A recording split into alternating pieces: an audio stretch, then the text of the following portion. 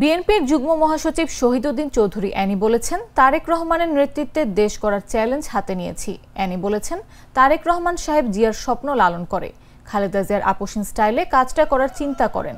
তারেক রহমানের কথাবার্তা, body language, বক্তব্য চেঞ্জড।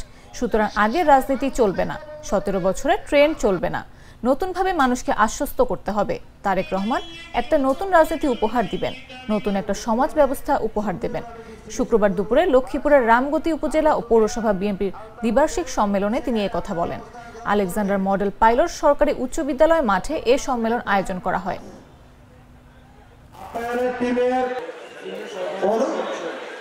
তারেক রহমানের নেতৃত্বে দেশ গড়তে হবে, এটা আমাদের জন্য চ্যালেঞ্জ।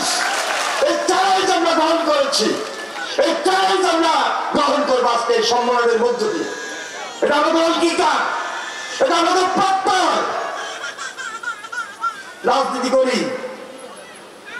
নেতৃত্ব নিই ইনকাম করার জন্য না, এটা চলবে না। রাজনীতি করবে সেবা করার জন্য, সম্মানের জন্য। পদ যদি নিতে চান, পদ নিবেন এবং পদের পিছনে কি কাজ করতে হবে, কি দায়িত্বটুকু পালন করতে হবে বুঝে নেবেন, বুঝে দিবেন। এটা তারেক রহমানের কথা, আমার কথা নয়। আমরা সবিও করে সম্মান দিয়ে এসেছি বলেই আজকে এই সম্মানের জায়গায় এসেছি। সুতরাং কেউ নেতা হয়ে ওই মোড়লগিরি করব, এই ভাব থেকে সরে আসতে হবে।